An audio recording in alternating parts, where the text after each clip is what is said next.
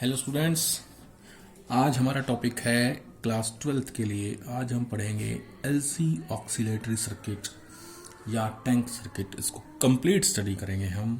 हमारा टॉपिक है LC oscillatory circuit और टैंक सर्किट। इसमें क्या हमारे पास होता है उसको अलग अलग पॉइंट ऑफ व्यू से हम प्रूव करेंगे। क्लास 12th के लिए हमारा ये टॉपिक है। चलिए इसको स्टार्ट करते हैं। यूनिट 4 चल रही है हमारे पास। When a fully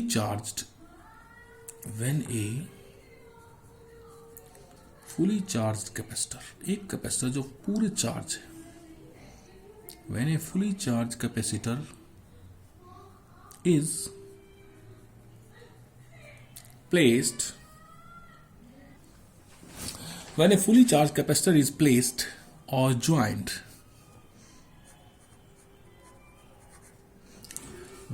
in parallel with the inductor,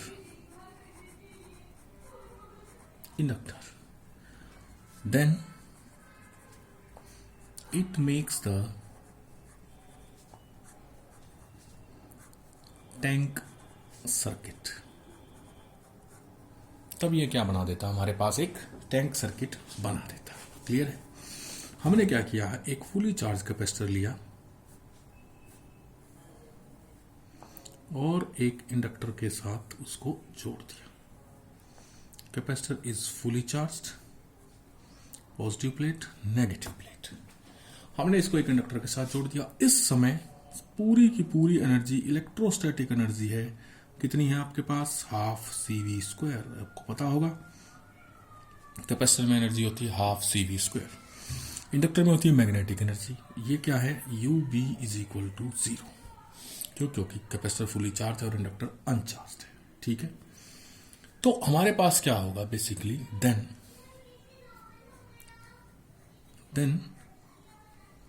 the capacitor start to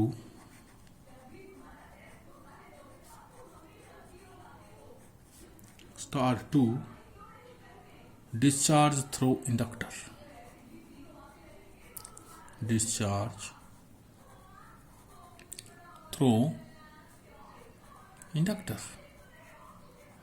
capacitor क्या हो जाएगा? इंडक्टर के थ्रू डिस्चार्ज होना शुरू हो जाएगा। That is electrostatic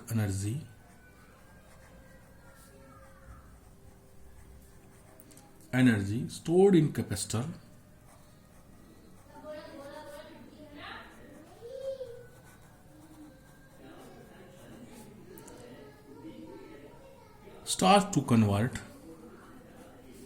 start converting in the magnetic field energy,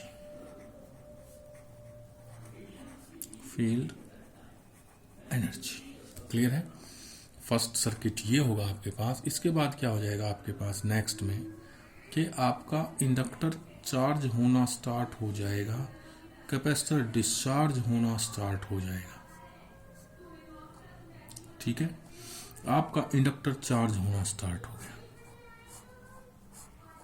गया चार्ज होना स्टार्ट।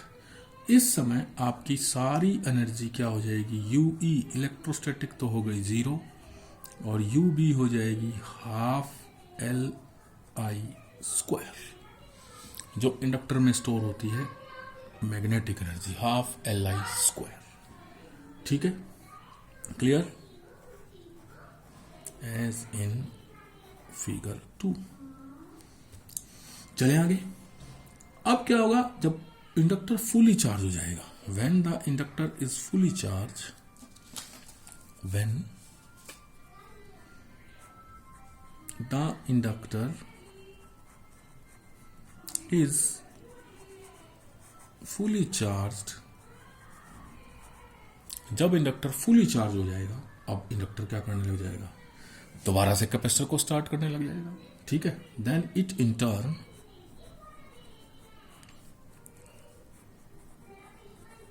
start to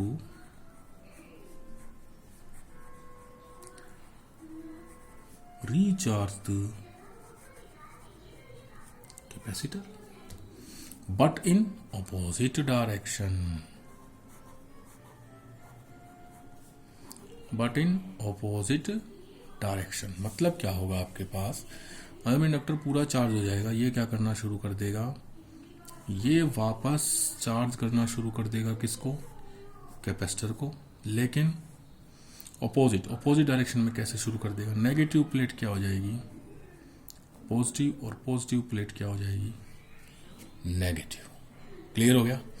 यानी अब फिर से सारी एनर्जी इलेक्ट्रोस्टैटिक एनर्जी हो जाएगी हाफ CV², मैग्नेटिक एनर्जी हो जाएगी 0। ठीक है, as shown in figure 3, shown in figure 3। ठीक है, ये फिगर 1, ये फिगर 2, ये फिगर 3। अब क्या होगा, अब फुल्ली चार्ज कैपेसिटर दोबारा इंडक्टर को चार्ज करना शुरू कर देगा, but in opposite direction. Process तो वही चलना है। ठीक है, क्लियर। This process will go on, this process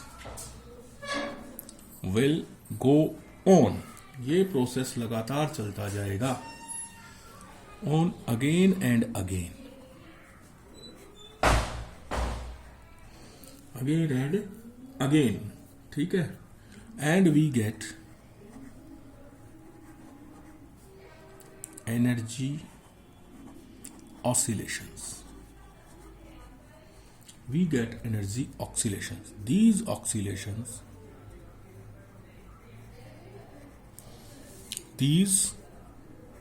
oscillations are called LC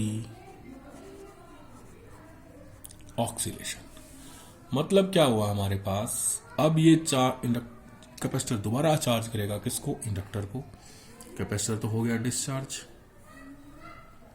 अब इंडक्टर हमारा क्या होगा चार्ज, ये होने लग गया चार्ज अपोजिट डायरेक्शन में। ठीक है, पहले इस तरह चार्ज हो रहा था, अब अपोजिट डायरेक्शन में चार्ज होने लग गया, यानी यहां पर इलेक्ट्रोस्टैटिक एनर्जी फिर 0 हो गई, सारी एनर्जी मैग्नेटिक एनर्जी हो गई half LI²। This is figure number 4। अब फुली चार्ज इंडक्टर कैपेसिटर को चार्ज करेगा और वापस हमारी क्या आ जाएगी, फर्स्ट फिगर वाली सिचुएशन आ जाएगी, वापस हमारी क्या आ जाएगी फर्स्ट फिगर वाली सिचुएशन। इसको चार्ज करने लग गया, पॉजिटिव प्लेट हो जाएगी ऊपर वाली, नीचे वाली नेगेटिव प्लेट हो जाएगी। अब क्या हो गया, इलेक्ट्रोस्टैटिक एनर्जी हो गई हाफ CV² और पोटेंशियल मैग्नेटिक एनर्जी हो गई 0। अब फिर यही सिचुएशन चल पड़ेगी, यानी लगातार कैपेसिटर और इंडक्टर के बीच में एनर्जी एक बार इधर एक बार इधर कन्वर्ट होती रहेगी। इस तरह से हमारे पास एनर्जी ऑक्सीलेशन सेटअप हो जाएंगी। इन एनर्जी ऑक्सीलेशंस को हम कहेंगे LC oscillations. These energy oscillations are called LC oscillations. ठीक है, बोलो। The above 5 diagram shows 5 diagram shows variation of energy। ये 5 डायग्राम वेरिएशन ऑफ एनर्जी दिखाते हैं। अगर आप एक ग्राफ ड्रॉ करिए, मान लीजिए हमारे पास, और इंडक्टर को लेके चलते हैं आप, एनर्जी ऑफ इंडक्टर। ठीक है, शुरुआत में हमारे पास क्या था, कैपेसिटर फुल्ली चार्ज था, इंडक्टर में एनर्जी क्या थी 0, तो 0। उसके बाद क्या हुआ हमारे पास, capacitor 0, electrostatic energy 0, inductor energy half LI², ये मैक्सिमम, फिर 0, फिर मैक्सिमम लेकिन डायरेक्शन चेंज, और फिर ये। तो ये केस बना हमारे पास इस तरीके से, ये फिगर 1 था, 2, 3, 4 एंड 5। तो इस तरह से हमारे पास एनर्जी ऑक्सीलेशन सेटअप हो गई। दीज एनर्जी ऑक्सीलेशंस L और C के बीच में, इंडक्टर और कैपेसिटर के बीच में, इन एनर्जी ऑक्सीलेशंस को हम क्या कहते हैं, LC oscillation, and this circuit is known as tank circuit. Clear. अब हम आगे बढ़ते हैं इसको। सो ऑक्सीलेशंस तो हैं लगातार एनर्जी ऑक्सीलेशन प्रोड्यूस, लेकिन ये डैम्प्ड है। डैम्प मतलब धीरे धीरे इसको चार्ज करने में, इसको चार्ज करने में, लगातार इस प्रोसेस में हमारे पास क्या होता है, एनर्जी लॉस हो जाता है। ठीक है, as energy oscillations are there, as energy oscillations are there, but these are damped oscillations। ये क्या है हमारे पास, damped oscillations है, because due to the continuous CITNEOUS continuous charging and discharging,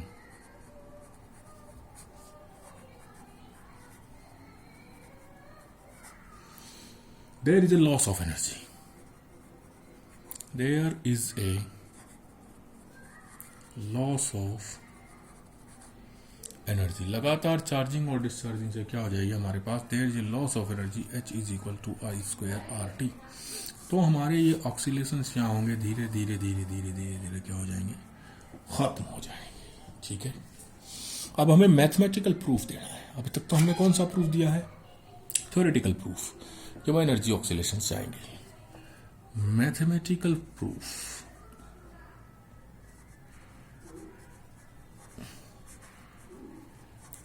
that oscillations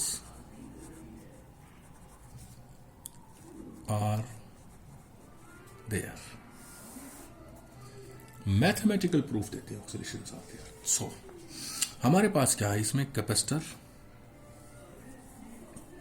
और इंडक्टर किसमें है, पैरेलल में। आपको पता है पैरेलल में वोल्टेज क्या होती है, डिवाइड होती है। क्लियर है, वेरी गुड, शाबाश। As inductor and capacitor are parallel, so voltage across L will be equal to voltage across C। Clear है, इंडक्टर में वोल्टेज आपको पता है E is equal to LdI/dt is equal to Q/C। ठीक है, इसको इधर ले जाएं, प्लस का हो जाएगा L टू 0, L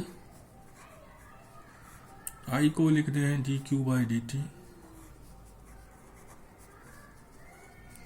ये आ गया L d²Q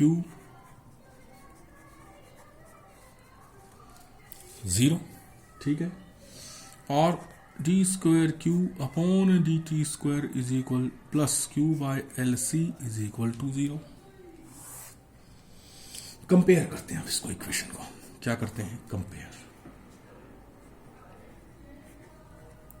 compare this equation with equation of simple harmonic motion. Simple harmonic motion equation से कंपेयर करते हैं। Simple harmonic equation d²y upon dt² plus ω² is equal to 0। ठीक है, y क्या है, डिस्प्लेसमेंट, जो चीज वेरी हो रही है। इसमें वेरी हो रहा है चार्ज, एक बार इधर एक बार इधर। ठीक है, ω² y की जगह q है हमारे पास। तो ये इक्वेशन कंपेयर करें तो हमारे पास बिल्कुल सही कंपेयर हो रही है। ω² की जगह क्या आ रहा है, y अगर q को मान लिया जाए तो ω² किसके बराबर है, 1/LC के बराबर है ना। Then ω² is equal to 1/LC। Clear है, omega is equal to 1/√LC। Omega को लिख सकते हैं 2πf is equal to 1/√LC और f is equal to 1/2π√LC। तो हम क्या कह सकते हैं कि हमारे पास जब हमने कंपेयर किया तो इक्वेशन हूबहू सिंपल हार्मोनिक मोशन से कंपेयर होगी और उसकी फ्रीक्वेंसी भी निकल आई हमारे पास। So we can say that, हम कह सकते हैं energy oscillations are obtained of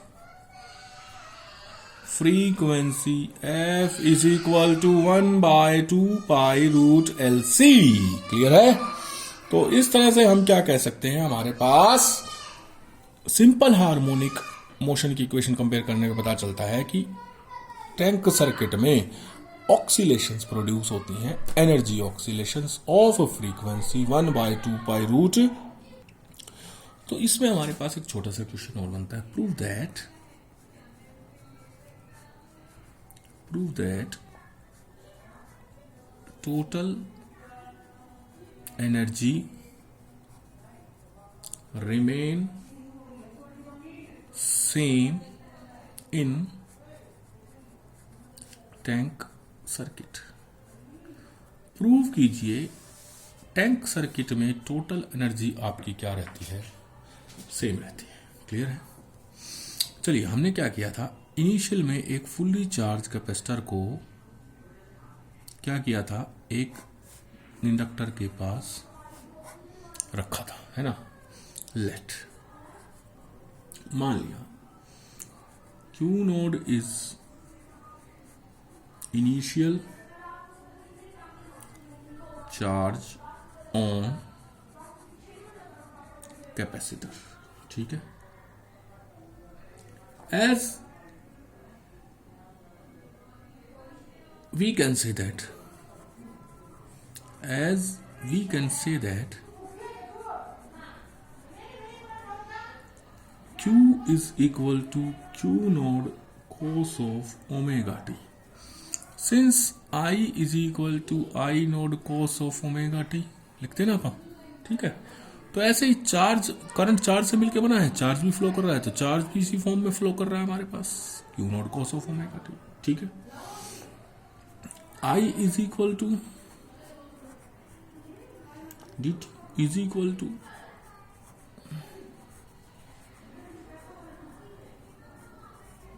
omega T. ये आ जाएगा आपके पास क्या, क्यू नोड यू का यू कोस ओमेगा टी का minus sine omega T into में ओमेगा, तो ये आ गया minus Q naught omega sine omega T, current आ गया। सो हमें Q की भी वैल्यू मिल गई और हमें I की भी मिल गई। Now energy stored in capacitor is equal to Q square upon 2C, ये तो हमें पता ही है ना, half CV square Q square upon 2C, ये एनर्जी स्टोर्ड होती है हमारे पास। इसकी में अब Q की वैल्यू लिखें हम, तो energy stored in capacitor U will be equal to, Q की वैल्यू लिख दी Q naught cos of omega T का स्क्वायर अपॉन 2C, तो ये आ गया हमारे पास Q naught square cos square omega T upon 2C। आगे ये तो आ गई किसमें, कैपेसिटर में। In inductor energy U is equal to half LI square is equal to half LI की वैल्यू क्या है,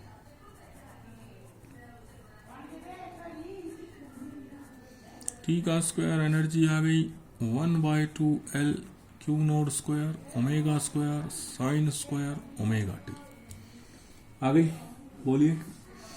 इसको कर दिया 1/2 Q नोड स्क्वायर इंटू में 1/LC, क्यों, omega is equal to 1/√LC, ये तो हमने पढ़ाई है ना। तो ओमेगा स्क्वायर 1/LC इंटू में साइन स्क्वायर ओमेगा टी हो गया। तो ये आ गया, L से L कट गया, ये बन गया Q naught square by 2C sign square omega T. तो हमारे पास कैपेसिटर में एनर्जी आ गई, हमारे पास इंडक्टर में आ गई, तो टोटल एनर्जी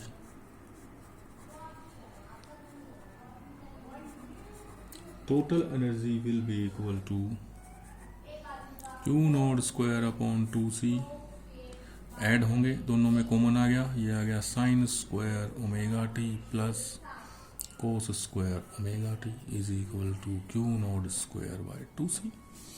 यानी हमेशा टोटल एनर्जी हमारे पास क्या रहेगी, Q naught square by 2C.